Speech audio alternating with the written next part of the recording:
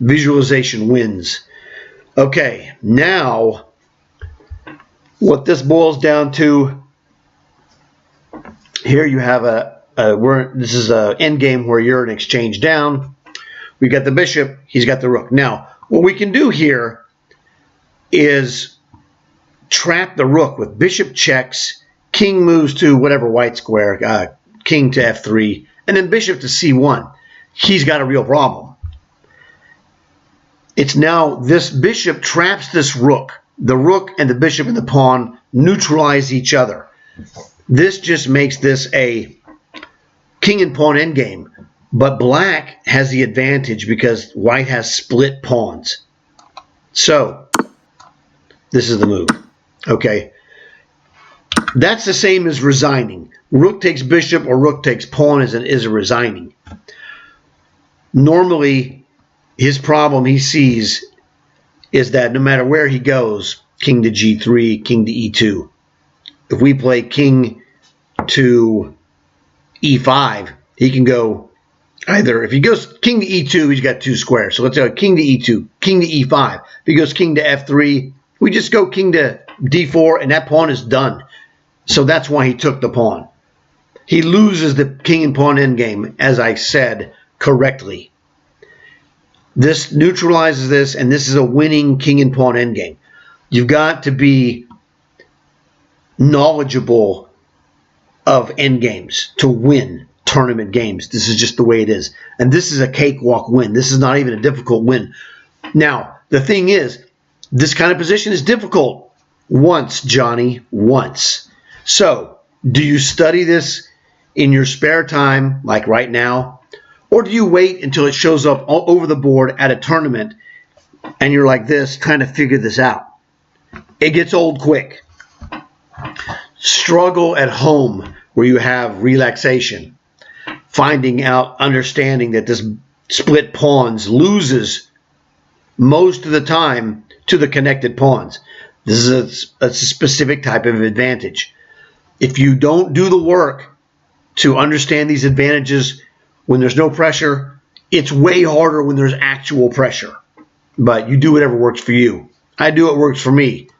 I've already done the work. So the game is over as far as I'm concerned. Bishop takes rook. You can resign. Well, I mean, this guy's threatening to eat us alive. We have the obvious rook takes check. Queen has to go here. And the key is we can take this, but we can check him first. This is the winning move. It just becomes now it becomes a point of contention. Do I take the queen and then try to win this endgame? I would say don't do that. We need to check him first. King is going to come here, and we're going to clean this clock and take this knight. This has got to be the way. We've got to maximize the ability to check him with the rook here. Now, again, check. Queen f7. Rook to g6 check. Or we can simply play rook to h8 check. Actually, I don't like that either. He's going to play queen. So this is a real problem. I have to check him or move to a position where I can guard this. So checking is the move.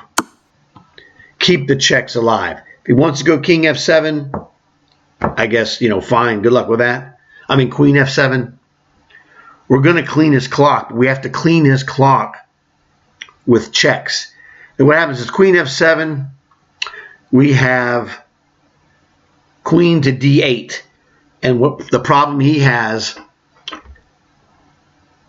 is that every move, king g7, we've got queen to g5, check. And we're killing him one way or the other. So that's the key. Well, this is interesting. This is fairly obvious. You have to look at the position. At some point you have to go, okay, what is my advantage in this position? Well, The biggest advantage I have is I'm pinning this knight. Let's double attack this, threatening to win a piece. The only way you can guard it. Well, I can triple attack it. Can you triple defend it? Now the knight is not technically pinned. Absolutely. Absolute pins are to the king. I play knight d5. He can take my knight, but I'm going to play bishop takes knight check. Okay. That's exactly what I'm going to do. Now the thing is, how you take this knight is important. Do we play knight takes knight? If you play knight takes knight, double question mark, he's going to rip you with pawn takes bishop, doubly attacking your queen and breaking the pin.